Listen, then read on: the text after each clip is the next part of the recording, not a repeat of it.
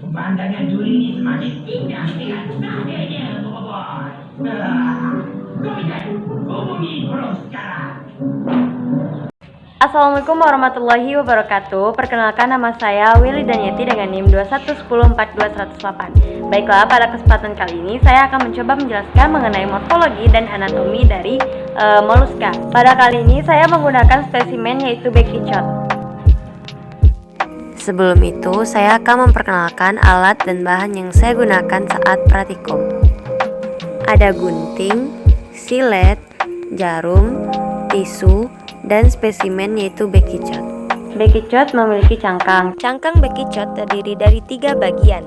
Yang pertama, puncaknya berbentuk kerucut adalah cangkang yang paling tua. Kemudian, bagian sumbu kerucut atau disebut dengan columella, serta gelung paling besar yang disebut juga dengan body wall. Cangkang Becky-Chod ini terdiri dari 3 lapisan, yaitu lapisan perioskaratum yang tersusun atas konklolin, lapisan perismatik yang tersusun atas aragonit atau disebut juga dengan kalsit, dan lapisan mutiara yang terdiri atas zat CaCe3 yang mengkilap dan jernih.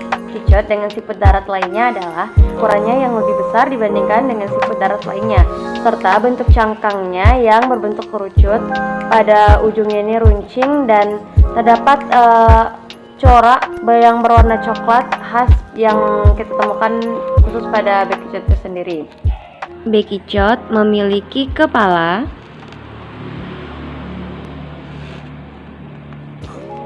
dan 2 pasang tentakel, yaitu tentakel panjang dan tentakel pendek yang dapat memanjang dan memendek. Tentakel panjang disebut juga dengan fotoreseptor. Tentakel panjang berfungsi menerima rangsangan cahaya. Pada bagian ini terdapat stigma atau mata yang terletak di ujung tentakel yang berbentuk bulat. Mata Becky-Chod berfungsi untuk membedakan gelap dan terang. Kemudian tentakel pendek disebut juga dengan kemoreseptor. Kemoreseptor berfungsi sebagai alat peraba sekaligus menerima sensor kimiawi. Becky-Chod memiliki mulut dan terdapat radula atau gigi-gigi halus yang berfungsi untuk melumat makanan. Cara untuk mendeteksi bagian ini dengan meraba mulut Becky-Chod dengan ujung jari. Tubuh Becky-Chod dibagi menjadi beberapa bagian. Yang pertama itu bagian di bawah kepala, terdapat leher yang memiliki lubang genital di sisi kanannya. Lubang ini disebut dengan porus genitalis. Kemudian bagian gastropodus atau kaki perut yang berbentuk lebar, pipih dan sangat rapat karena memiliki otot yang kuat. Bagian ini berfungsi sebagai alat gerak dan mengandung mukus atau kelenjar yang menghasilkan lendir. Fungsi lendir pada Becky-Chod adalah menjadi pelindung kulit saat kontak langsung dengan tanah, goresan, bakteri, dan lain sebagainya. Bagi Becky-Chod, lendir itu berfungsi sebagai lem. Berkat lendir itu, siput bisa berjalan di dinding, ranting pohon tanpa terjatuh. Selain itu, terdapat anus atau muara saluran pencernaan. Setelah dibuka cangkangnya, maka kita akan memperoleh hasil seperti ini. Kita dapat melihat organ-organ apa saja yang terdapat pada Becky-Chod.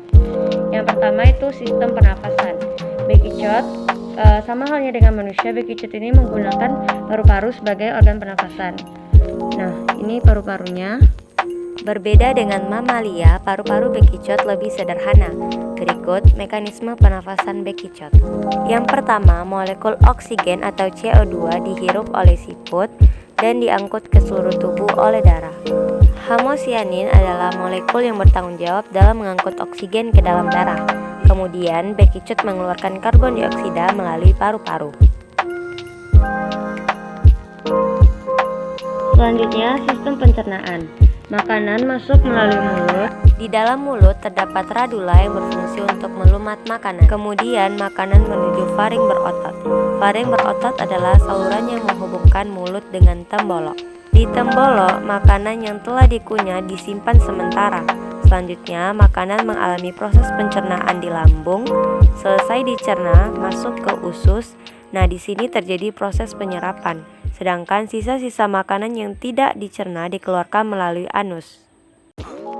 Selanjutnya, sistem peredaran darah pada Becky-Chod. Bekicot menggunakan sistem peredaran darah terbuka. Di sini alat sirkulasinya itu ada jantung. Jantung terdiri atas atrium dan ventrikel. Jalan sirkulasi darah diawali dari jantung, mengalir melalui sinus menuju jaringan tubuh. Dari jaringan tubuh, darah kembali ke jantung. Sistem reproduksi pada bekicot. Bekicot termasuk hewan hemaprodit. Artinya, kelamin jantan berupa sperma dan kelamin betina berupa ovarium terdapat sekaligus pada satu tubuh. Karena hal ini, bekicot tidak bisa dibedakan antara jantan dan betina.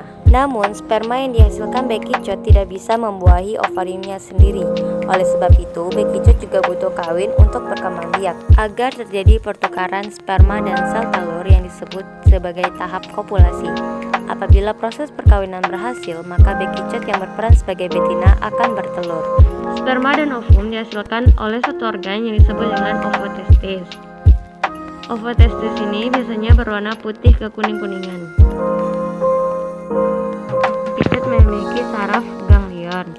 Sistem saraf terdiri atas 3 ganglion utama, yaitu yang pertama ganglion otak atau ganglion cerebral, yang kedua ganglion visceral atau ganglion organ-organ dalam, dan yang ketiga ganglion kaki pedal. Ketiga ganglion utama dihubungkan oleh tali saraf longitudinal, sedangkan tali saraf longitudinal dihubungkan oleh saraf transversal ke seluruh bagian tubuh. Di dalam ganglion pedal terdapat stratosit yang berfungsi sebagai alat keseimbangan.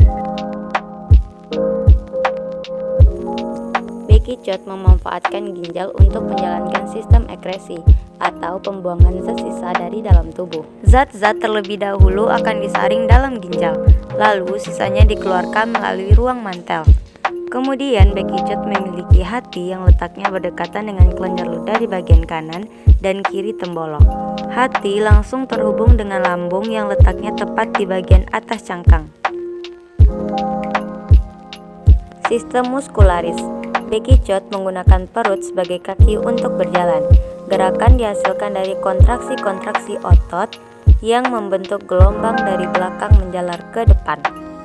Sekian penjelasan dari saya mengenai anatomi dan morfologi dari bekicot. Mohon maaf jika terdapat banyak kesalahan dan kekurangan. Saya akhiri dengan Assalamualaikum warahmatullahi wabarakatuh.